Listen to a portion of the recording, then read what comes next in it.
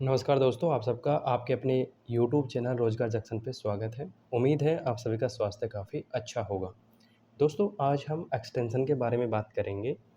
अभी आपका जो 4th ग्रेड का जॉइनिंग के जो आदेश हैं, वो जारी हो चुके हैं।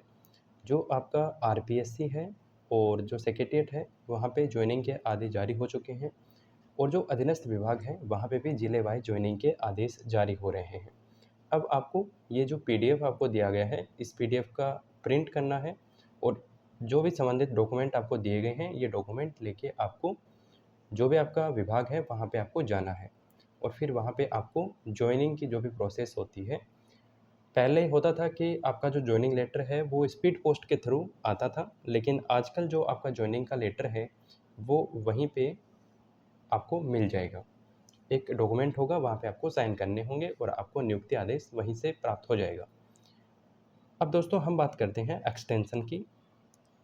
अगर आपके कोई और भी सवाल हैं तो आप कमेंट कर सकते हैं, उस पे अपन नेक्स्ट वीडियो लेके आ जाएँगे। लेकिन इस वीडियो में अपन बात करेंगे एक्सटेंशन की।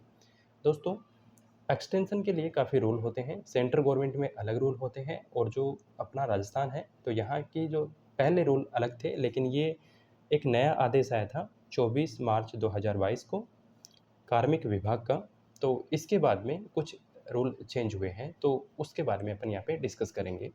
तो अभी जो रूल लागू है वो कौन से हैं, क्या प्रोसेस है, आपको मतलब बेसिक से यहाँ पे मैं चीज़ें बताऊँगा कि इस तरीके से आपको लेना है।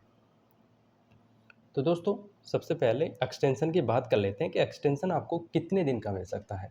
अगर आप एक्सटेंशन चाहते हैं तो दोस्तों ये आपको 3 महीने या फिर 1 महीने ऐसे करके मिलता है और ये लगभग 6 महीने का मैक्स मिल सकता है। यानी कि आपको 6 महीने से ज़्यादा एक्सटेंशन नहीं मिलेगा इस आदेश के बाद।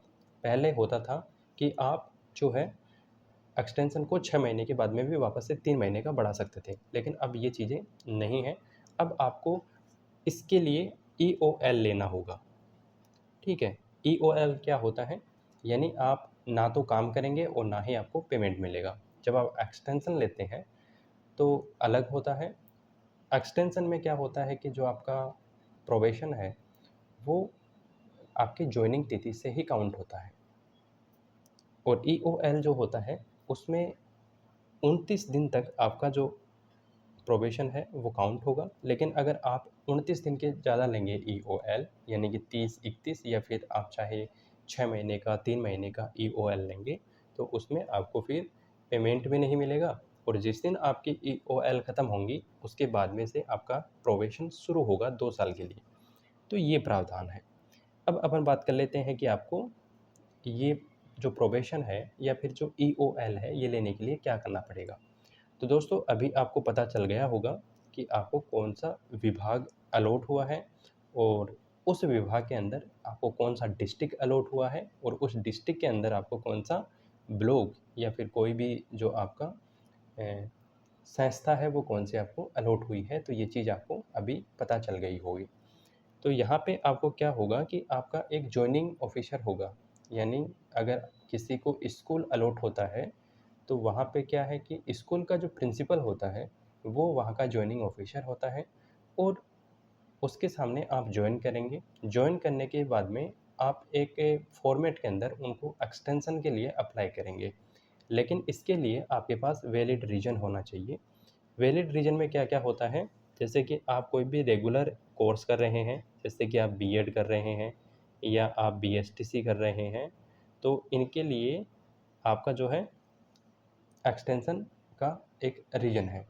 अगर आपके माता-पिता की तबीयत ख़राब है, उनकी केयर के लिए आपको एक्सटेंशन बढ़ाना है, तो उसके लिए क्या है कि आपको 1 महीने या फिर ऐसे मिलेगा, 6 महीने का नहीं मिल पाएगा। लेकिन अगर आपकी बीएड अभी शुरू हुई है और उसको कंप्लीट होने में 2 साल लगेंगे, तो उसके लिए आप एक साथ में 6 महीने का एक्सटेंशन आपको मिल जाएगा। जब ये 6 महीने का एक्सटेंशन कंप्लीट हो जाएगा, तो उसके बाद में आपको ईओएल लेनी पड़ेंगी।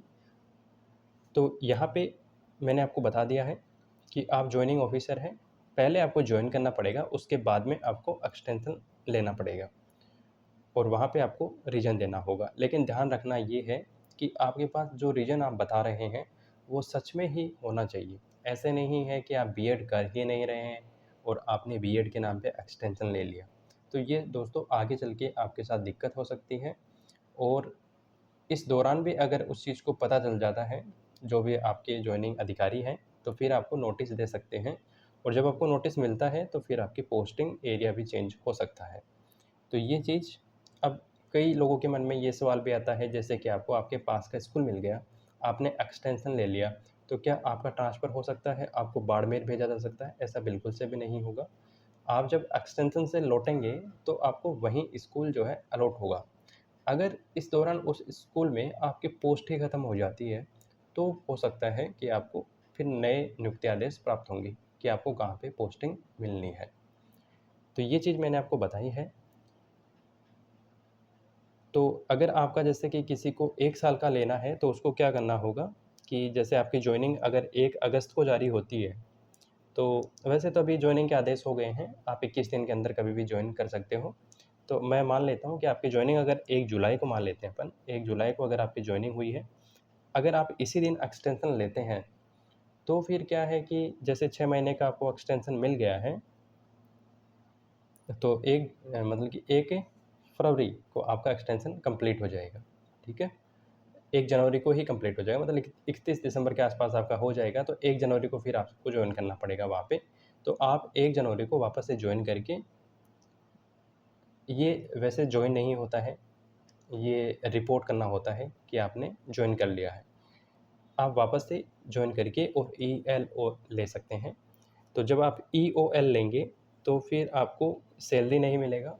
और इसमें क्या होगा दोस्तों, जो चीज़ मैंने आपको बताई है कि इसमें आपका प्रोबेशन बढ़ जाएगा। फिर आप 6 महीने का ईओएल ले सकते हैं, लेकिन अब आपको जब ईओएल से आप लौटेंगे, तो उसके बाद में आपको 2 साल का प्रोबेशन करना पड़ेगा।